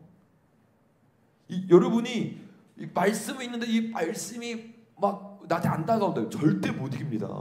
저들은 막 레닌 책임에서 막 눈물을 흘려. 막 홍위병들 우리 봤잖아요. 저기 그 누구였죠? 홍위병 마오쩌둥 책 읽으면서 막 눈물을 흘리면서 막 그냥 감격을 해. 그렇게 이데올로기에 사로잡힌 사람을 아무런 감흥 없이 성경책 읽는 사람들이 이길 수 있겠어요? 못 이깁니다. 성경 말씀 하나도 못 읽는 사람이 이길 수 있겠어요? 성경 말씀을 존중하지 않는 사람이 이길 수 있겠어요? 못 이겨요. 레닌의 사상에 사로잡혀서 모스크바까지 그냥 그 이념 하나로 이끌려온 거예요. 그러니까 영적 전쟁이라는 거예요. 그렇게 애를 낳고 11월 5일 날 모스크바에 딱 도착을 합니다. 29년 거기에 먼저 가 있던 사람이 김다냐라는 사람이 있어요. 김다냐 누구냐면 저기 사진에 보면 맨 아래 있죠. 맨 아래 왼쪽에 있는 사람 제외하고 두 번째 있는 사람, 그 사람이 이제 김다냐고, 키 크고 굉장히 잘생겼죠. 두 번째 있는 사람이 박헌영이고 세 번째 있는 사람도 조선 독립군입니다. 여기 누가 있냐면 그 호치민이라는 이 베트남의 그 굉장히 그 공산주의자가 있잖아요. 그 자가 이 모스크바 국제 레닌 학교에서 그들과 동문으로 같이 있었어요. 그러니까 이때부터 이들이 어떻게 해요? 모든 전략을 수행하고 와서 다시 본국으로 들어와서 거기서 다시 한번 교육을, 무슨 선교사도 아니고 선교 일정을 다 마치고 순교 거의 행전처럼 다 하고 와가지고 다시 한번 재충전하면서 이데올로기 공부를 하는 거예요. 교회가요, 이 제자화를 시키지 않고 다음 세대 못 잡으면 절대로 이길 수가 없습니다. 절대로. 그래서 제가 23살 때부터 이 공부를 했기 때문에 교회를 세워서 가장 하고 싶었던 게 다음 세대 세계. 학교를 세울 마음은 그때 당시에 없었지만 주님의 인도하신 가운데 학교까지 세워진 게 얼마나 감사한 건지, 교육과 다음 세대를 잡지 않으면요, 이런 박헌영 같은 세대를 이길 수가 없어요. 박헌영이 레닌 대학교에서 2년, 그리고 다른 대학교에서 2년, 4년을 다 마치고 난 다음에 코민테른의 동양 비서부에서 조선위원회 의원이 돼요. 이게 뭐냐면 코민테른이 뭐라고 했어요? 국제공산당이라고 했죠. 거기에 조선 지부를 너가 만들어서 조선을 장악해. 거의 성교. 그래서 이 조선으로 들어가가지고 예수회가 사실은 이 공산당을 만들었기 때문에 예수회가 성교 전략으로 전 세계를 장악했잖아요. 그게 그냥 그대로 따라온 겁니다. 그러니까 성경이랑 비슷할 수밖에 없어요. 공산당이 제자화를 시키고 있는 겁니다. 그러면서 이 1931년에 충격적이에요. 31년에 코민테른의 위원이 됐잖아요. 상해로 가가지고 조선 공산당의 지도하는 지도자가 되라라고 딱 명령이 떨어졌어요. 그러니까 어떻게 해요? 자신이 탈출하기 위해서 낳았던 이 아이가 아직 어리잖아요. 걸림돌이 되니까 아이를 어떻게 해요? 보육원에 버리고 둘만 상해로 갑니다. 여러분, 공산당은요, 진짜 혈육도 없어요. 공산당을 위해서 엄마도 버립니다. 그러니까 홍위병이 어떻게 엄마 아빠 다 찔러 죽이잖아요. 유토피아를 위해서는. 자기 딸을요 버려버려요. 비비안나라는 박비비안나라는 이 딸인데 보육원에 버려버립니다. 모태똥도 자신의 아들을 버립니다. 그래서 박비비안나랑 보육원에 같이 있던 게 모태똥의 아들이었어요. 같은 시대 사람들이잖아요. 그들이요 이 스탈린과 모태똥이 마오쩌둥이죠. 스탈린의 최고를 따르던 사람이라 했잖아요. 그 이념 하나요 자신의 아들, 딸 버려버려요. 우리 버리라면 버릴 수 있어요? 아브라함은 버렸어요. 아브라함은 인생을 걸었어요. 자신의 딸이라 할지라도 부모라 할지라도 죽이라는 게 아니라 그 주님 앞에 모든 걸 내려놨어요. 근데 이들은 어떻게 해요? 그냥 사랑으로 내려놓는 게 아니라 죽여버립니다. 가차없이 버려버립니다. 그래서 그 혁명을 위해서요 1931년 이 죽세죽과 박헌영이 이제 맞은 얼굴이 돌아왔죠. 저렇게 생겼어요. 원래 진짜 얼굴이. 그리고 저게 죽세죽입니다. 죽세죽이 같이 이 31년부터 상해에서 고민테른의 지시를 받고 그 조선에 있는 청년들을 불러 모아서 교육을 시키고 다시 그 조선으로 보내는 이런 지도부 역할을 하기 시작합니다. 이 지도부 역할을 하면서 시간이 지나서 한 2년 정도 지나니까 1933년이 됐는데 그때 일본 경찰한테 다시 한번 잡히게 됩니다. 잡혀서 감옥에 갔는데 6년형을 받아요.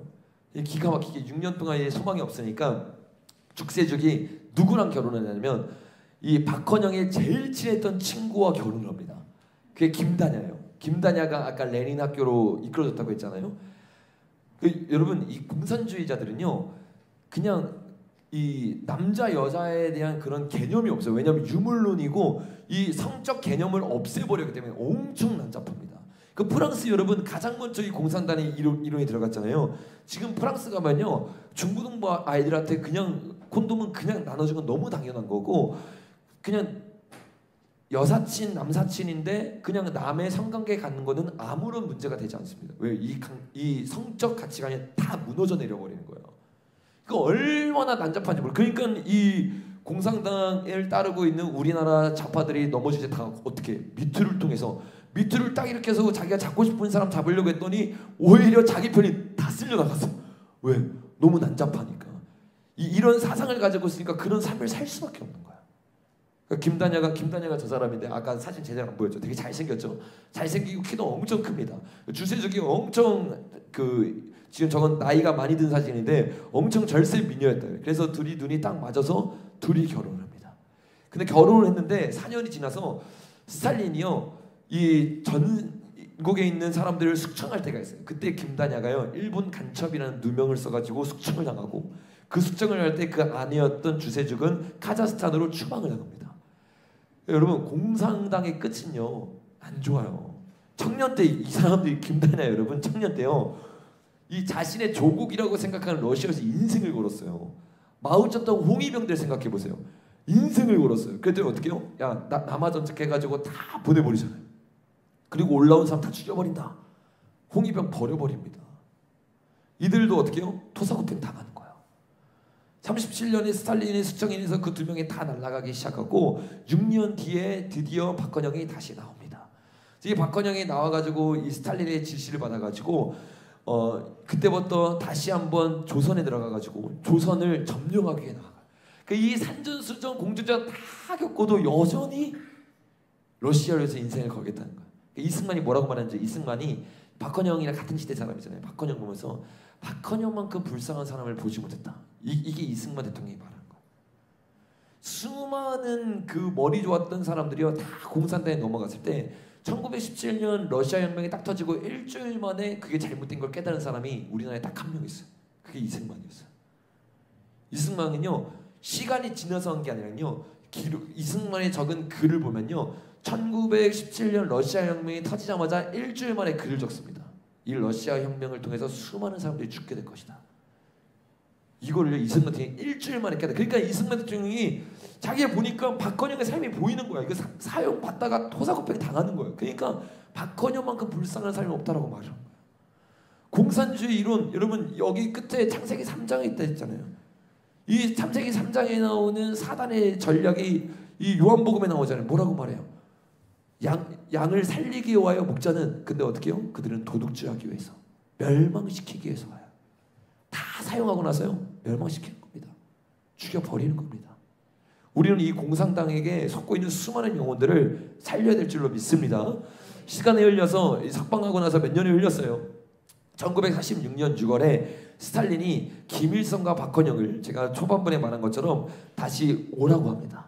와가지고 어떻게 해요? 얘기를 나누면서 박헌영이 어떤 사람인지, 김일성이 어떤 사람인지를 쫙 들으면서 아까 나눈 것처럼 박헌영이 너무 뛰어나니까 야, 이 사람 안 되겠다. 김일성을 사용하자. 35살의 소련 장군이었던 김일성, 소련 그 대위였던 김일성을 불러와가지고 북한을 딱 맡겨버립니다. 그 얼마나 충성되겠어요, 이 김일성을. 이 30몇 살밖에 안 되는데 자기를 딱 세워주니까 그 완전히 충성되기 시작하고, 이 박헌영은요, 이 바로 숙청하거나 밀어낼 수가 없어요. 왜냐하면 그때 당시 조선의 그 공산당의 최고 수뇌부이니까 이게 말이 나오잖아요. 그래서 어떻게 하냐면 너는 북한으로 가지 말고 조선으로 가가지고 어떻게 해요? 그 남조선으로 가서 남조선의 남노당을 만들어라. 그 남노당을 만들어서 미군들을 쫓아내라. 45년도에 이게 딱 들어와서 어떻게 되냐면 해방이 되기 시작하면서 미군이 장악하기 시작하고 위에는 소련이 장악했잖아요. 그래서 소련은 자기 땅에 김일성을 줬고 이 남노당의 박헌영은 남노당을 만들어서 미국을 쫓아낼 수 있도록 시위를 벌여라. 그 혁명 마음을 줘가지고 박헌영을 남조선으로 딱 보냅니다. 남조선에 딱 갔는데 이 미군이 만만치가 않거든. 그 위협을 느끼기 시작하니까 이 박헌영이 어떻게 되냐면 자기가 다 장악할 줄 알았는데 갑자기 이승만이 딱 나타나더니 공산당 선언이 잘못됐다는 거 막 선언하기 시작하고 당부당 해가지고 막 잡지 날리기 시작하니까 입지가 좁아지기 시작하거든요. 그러니까 46년에 도저히 내가 이 남한에서 할 수가 없다 해서 10월에 월북을 합니다. 그래서 그때부터 이 박헌영은 김일성의 2인자로 있으면서 어떻게 해요? 김일성의 2인자지만 남한에 있는 수많은 공산당이 박헌영을 따르고 있기 때문에 박헌영이 북한에서 서신을 보냅니다. 그 뭐 거의 공산당의 바울이에요. 공산당의 바울. 그래서 서신을 보내가지고 이 사람들에게 이렇게 해라, 이렇게 해라 지시를 내리기 시작하는 거야. 그래서 그 지시를 따라서 김일성이 일시를 보낸 것처럼 박헌영을 통해 가지고 어떻게 해요? 스탈린이 명령한 것처럼 11월에 박헌의 그 서신을 통해서 남노당이 창설되기 시작해요. 이 남노당의 목적은 딱 하나입니다. 스탈린이 말한 것처럼 뭐 하는 거예요? 미국을 쫓아내는 거. 그래서 이거를 위해서 이들이 계속해서 어떻게 해요? 혁명을 일으켜요. 그 대표적인 혁명 중에 하나가 제주 4.3 사건입니다. 이 제주 4.3 사건을 계속해서 그러니까 역사 왜곡이 너무 많이 돼 있는 거예요. 역사를 제대로 가르치지 않으니까 이게 뭐라고요? 민주화 운동이다. 민주화 운동, 무슨 민주화 운동이에요? 이때 여러분 제주 인구의 3분의 1이 죽었대요. 3분의 1. 이게 무슨 혁명이에요? 여기 미군 기지가 이 제주도에 절대로 들어오지 못하게 지금도 여러분 이 4.3의 0이요 제주도에 있습니다. 제주도 딱 가면 제가 말했잖아요. 버스 이름이 무지개 조합, 무지개 조합. 이 말이 되냐고. 완전히 사상에 사로잡혀가지고 사람들이 이 제주도의 거의 대부분이요. 이게 이 박헌영의 4.3 사건으로부터 시작된 겁니다. 이 4.3 사건 때 실제로 태영호 여러분, 태영호 아시죠? 태영호가 직접 내려와가지고 자기가 증언을 했어요. 4.3 사건은 그 북한의 지시를 통해서 일어난 거다. 아니 고위 높은 곳에 있던 사람이 탈북해가지고 직접 증언을 했는데 뭘 역사가 왜곡이 되는 거예요? 역사 여러분 진짜 역사가 왜곡된 거를 우리가 바로 잡아야 될 줄로 믿습니다. 그 이때 예수를 믿던 사람을 숙청당하기 시작하고 왜? 여기 수뇌부가 누구고요? 북한으로 월북했던 박헌영이 뭘 계속 외쳤다고요? 종교인들을 죽여라, 숙청해라. 그리고 1년이 지나서 어떻게 해요? 48년 10월 저와 여러분이 아는 여순 반란 사건이에요. 여순 반란 사건. 이 여순 반란 사건도 계속해서 이들이 어떻게 해요? 왜곡을 민주화 운동이다. 이것도 민주화 운동 아닌 게 다 밝혀졌죠. 왜 밝혀졌느냐? 역사적 사실을 보니까 반란을 일으킬 때 그들이 혁명 가업 6개 조항을 만들었어요. 근데 그 중에 2조를 보니까 뭐냐면 우리는 유일하며 통일된 민족적 전부인 조선인민공화국을 보위하고 충성할 것을 맹세한다. 기가 막히는 거예요. 지금 여순에서 사건이 일어났는데 그 사건을 일으킨 사람들이 6개의 조항을 가지고 나가서 두 번째 조항이 뭐래요? 조선인민공화국이 어디야? 북한이잖아요. 북한을 보위하고 충성을 맹세하는 사람들이 여순 반란 사건을 일으킨 거예요. 근데 이게 민주화 운동이라고요? 무엇을 위한 민주화예요? 아까 레닌의 말을 기억해야 돼요. 민주화 어떻게요? 나라가 무너질 때까지 민주화를 외쳐라. 이게 민주화를 공산주의가 했다는 걸 없애버려야 된다는 거예요. 그러니까 신문이, 언론이, 책이 수많은 곳에서 뭐라고 말해요? 이거는 민주화 운동이었다. 교과서에서 아이들을 가르칠 때 이거는 민주화 운동이야. 우리가 이 민주화 운동을 기억하고 민주해야 되면서 촛불혁명이 딱 일어나는 거예요. 제주시 사태 딱 터져버린 거예요. 역사관이 잘못되니까 국정화 교과서 만들려고 하니까 어떻게 해요? 딱 와가지고 안 됩니다. 부르주아들을 타도해야 됩니다. 고3이 나와가지고 인터뷰를 하잖아요. 세뇌당해버려요. 지금도 이 엄청난 사상전쟁이 우리 가운데 일어나고 있는 거예요. 이 4.3 사건을 혁명을 일으켰던 김달삼이라는 사람이 있어요. 김달삼이라는 사람. 이 김달삼이 일본군 소위였고 6.25 때 북한군 장교였어요. 북한군 장교가 4.3 사태에 지휘했으면 말 다 한 거죠. 이런 증거들이 있는데도 민주화 운동이라고 하면서 다 말을 닫아버립니다. 실제로 여러분 여순 사건 때 얼마나 많은 크리스천들이 죽었는지 몰라요. 그때 죽은 대표적인 크리스천이 여러분 누구예요? 제가 예전에 설교 때 여러분에게 얘기했는데 송영호 목사님의 아들들이에요. 송영호 목사님이 그때 당시에 같은 동시대 사람입니다. 송영호 목사님이 모든 이 신사참배를 다 견디고 나서 어떻게 했어요? 해방되기 전에 해방되기 전에 바로 돌아가셨잖아요. 근데 그 전에 어떤 일이 있었냐면 48년에 여순 사건이 딱 일어나요. 그때 거기 있던 자신의 아들 2명이 공산당에 의해서 죽습니다. 공산당이 왜 아들들을 죽였을까요? 그들이 가장 먼저 들어가서 학교에 들어가서 죽였던 사람들이 누구냐면 기독교 클럽들입니다. 기독교 서클들을 찾아가가지고 그 서클의 장들을 다 숙청시켜요. 왜? 누구한테 배웠어요? 박헌영한테 배웠기 때문에. 죽창으로요 다 찔러 죽이고 권총으로 다 찔러 쏴 죽였습니다. 청년들을. 홍위병이죠. 홍위병. 여러분 이것에 대해서 송영호 목사님의 딸이 저한테 한번 연락이 오신 적이 있는데 그분이 적었던 책이 있어요. 내 아버지 송영호 목사님이라는 책입니다. 근데 이 책에 보면 그 내용이 나와요. 제가 잠깐 읽어드릴게요. 첫째 동생인 동인이는 목소리가 특히 좋아서 찬양을 즐겨 부르며 교회에서 봉사를 했다. 그리고 미국 유학을 갈 예정이었다. 그러나 여수 순천 반란 사건 때 공산당원인 학생들에게 믿음을 버릴 것을 강요당했다. 그들이 와서 뭘 했냐면 너가 믿고 있는 예수님 부인해봐. 그러면 살려줄게. 공산당이 와서 이 짓을 했다니까요. 공산당의 머리 가운데는 종교를 다 죽여버려야 되는 생각밖에 없어요. 예수 믿을 거야 안 믿을 거야 이게 여러분 마지막 때 일어난다고. 왜 마지막 때 공산당이 일어나니까. 그 이데올로기 사라지면 홍위병들이 막 일어나가지고 폭력 사태가 일어납니다. 아무것도 모르는 아이들이 10대예요 10대 애들이 와가지고 야 너 예수님 믿는지 장난처럼 예수님 안 믿는다고 해봐봐. 말 안 해? 쏴 죽여요. 거기 서클 있는 사람이 다 죽었어요. 믿음이 버릴 것을 강요당했다. 그러나 동인이는 정신없이 날뛰는 학생들에게 복음을 전했다. 총을 겨누고 있는데 죽창을 겨누고 있는데 그들에게 복음을 전했어요. 하나님의 말씀과 그 세계의 아름다움을 이미 체험했기 때문에 아무리 심한 폭력과 핍박에도 굴할 수 없었다. 그는 심하게 맞아서 피를 흘리면서까지도 끝까지 공산당이 된 동료들에게 하나님 믿을 것을 권했다. 첫째 동생인 동인이가 먼저 죽었어요. 죽기 전에 어떻게 해요? 그 가운데 피를 흘리면서까지도 복음을 전해요. 공산당 학생들은 끝까지 복음을 전하며 믿음을 버리지 않는 동신을 심하게 구타하며 폭력을 가하다가 총으로 죽이려고 했다. 그때 동인은 학생들에게 마지막 찬송가를 부르며 죽게 해달라고 그는 늘 자기가 부르기를 좋아했던 찬송가 545장 하늘 가는 밝은 길이 내 앞에 있으니를 부르며 얼굴이 해같이 빛나면서 총을 맞아 순교했다. 우리가 오늘 처음 불렀던 그 찬양을요, 마지막으로 이 학생이 내가 죽기 전에 마지막으로 찬양 부르고 죽고 싶습니다. 그리고 이 찬양을 부른 거야. 두려워하지 않아, 무서워하지 않아. 공산주의자들이 그 박헌영의 이 이론에 철저하게 사로잡혀서 인생을 건 공산주의자들이 죽이려고 하는데, 그 인생을 건 공산주의자 위에 누가 있냐? 복음의 인생을 걸었던 사람들이 있는 거예요. 그 사람들은요, 공산주의 협박을 두려워하지 않습니다. 무서워하지 않습니다. 그리고 그들에게 끝까지 복음을 전해.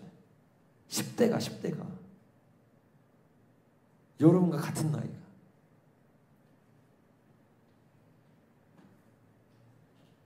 그들이 주님 앞에 찬양을 하늘 가는 밝은 길이 내 앞에 있으니 총살을 딱 당해요. 거기에 누가 왔냐면 둘째 동생인 동신이가 있어요. 형이 끝까지 복음을 전할 때 형의 그 모습을 보았다. 그는 날뛰는 학생들에게 형에게 난폭하게 하지 말고 예수를 믿을 것을 매달려 애원하다가 형과 같이 폭력을 당했다. 형을 죽이려는 것을 보고 가로막으며 폭력을 휘두르는 공산당 학생들에게 복음을 전하다가 죽어가면서도 그는 예수님과 같은 기도를 했다. 아버지여, 저들의 죄를 용서하세요. 하나님을 잘 알지 못하기 때문에 이런 죄를 짓습니다. 두 형제가요, 그 자리에서 그냥 어느 날 같이 예배 드리려고 모여서 주님을 예배하겠다고 그 자리에 딱 왔는데 공산당이 쳐들어와서 죽음은요 갑자기 오는, 갑자기. 근데 그들은 준비되어 있었어. 왜요? 자기 아버지 통해서 봤거든. 그 일제의 수많은 공격 가운데서 목숨 걸고 내 인생과 내 자녀를 위해서가 아니라 모두가 죽을 수 있는 상황 가운데서도 예수님을 부인하지 않네. 그 놀라운 신앙을요 자기가 눈앞에서 봤거든. 하나님 살아계셨구나. 우리 하나님 진짜구나. 그 첫째가요 맞고 있는데요 말리면서요 우리가 그만할 게 아니라 같이 복음을 전해요. 같이 맞아요. 첫째는 찬송을 부르면서 순교하고, 둘째는 아버지여 저들의 죄를 용서해 주세요 말하고 순교를 당합니다. 이게요 믿음의 선진들의 모습이에요. 나이와 상관없습니다. 이 복음에 미치면요 저 잘못된 이데올로기에 미쳐있는 사람들이 감당하지 못하는 거예요.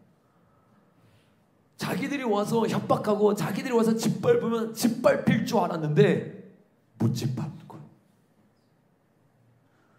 왜? 그들에게는 흔들리지 않는 말씀이 있거든. 몸은 죽여도 영혼을 죽이지 못하는 사람을 두려워하지 말라. 그 복음 가운데요 인생을 걸어버리는 거예요. 편안한 마음 가운데 주님을 찬양하고 예배할 수 있습니다. 아들의 비장한 순교 소식을 들은 손양원 목사님은 두 아들을 동시에 잃은 슬픔에 억장이 무너질 것 같은 고통이었다. 손양원 목사님 어떻게 한 줄 아세요? 그때 이 딸이 그 따님이 저하고 그 연락을 하면서 제가 직접 그 얘기를 들었어요. 그래서 그리고 책에도 적혀 있는데 아버지가 이렇게 말했다는 거예요. 이 공산당이 잡혔거든요. 여순 반란 사건이 진압이 됩니다. 진압이 되면서 그 공산당에 있는 사람들을 다 순교하려고 하는 거예요. 순교하려고 할 때 이 아버지가요 딸을 불러서 얘기하는 거예요. 야 딸아, 너가 가서, 내가 지금 부흥회 가야 되니까 바쁘니까 너가 가가지고 얘기를 해라. 두 아들을 죽인 그 공산당 청년, 그 공산당 학생 내가 용서하겠습니다. 그를 죽이지 마세요. 그러니까 이 셋째 막내 딸이요 아버지 말에 불순종하는 딸이 아닌데 처음에 불순종했다고요. 왜? 분노가 치밀어 오르니까 자기가 사랑하는 오빠 두 명을 죽였어요. 하루아침. 그러니까 아빠가 이해가 안 되는 거예요. 아빠 말에 순종해서 그 자리에 갑니다. 그 자리에 갔더니 책에 기록되어 있기를 분위기가 삼엄하죠. 왜냐면 여순 반란 사건으로 죽은 학생과 청년들이 몇 명인데, 그리고 그들을 잡아서 이제 죽이려고 하는데 그들 앞에서 이 셋째가 말을 해야 되는데 말을 못 꺼내는 거예요. 왜냐면 그들을 살려주세요는 말을 못하는. 한동안 침묵이 쫙 있다가 말을 꺼내기 시작하는 거예요. 아버지가 그들을 살려주래요. 그러니까 거기 있던 경찰들도 군대들도요 다 뭉친 거야. 이들을 살려주라고. 송영무 쌤이 어떻게 해요? 자기 아들을 죽인 그 공산당을요, 아들로, 양아들로 데리고 옵니다. 그리고 자기가 가는 모든 집회에 그 양아들을 데리고 다녀요. 누구를? 자기 아들을 죽인 범인을. 막내딸이 그거를요, 군인과 경찰 앞에서 딱 말하는 순간요, 실제로 책에 기록되어 있는 내용입니다. 갑자기 그 공산당 그 학생들이요, 눈물을 흘리기 시작합니다. 이 이데올로기가요, 예수님의 십자가 사랑 가운데 깨어집니다. 그러니까 마지막에 결국에는요, 이 십자가가 승리하는 거예요. 십자가가. 여러분, 이 십자가를 붙잡기를 예수님의 이름으로 축복합니다. 이게 저와 여러분이 알고 있는 여순 반란 사건이에요. 이 여순 반란 사건 때, 이렇게 제주 4.3 사건 때 수많은 그리스도인들이, 역사적으로 안 밝혀서 그렇지 기독교 서적을 읽으면 다 나옵니다. 그거를 통해서 남로당을 통해서 장악하려고 했어요. 근데 장악하지 못합니다.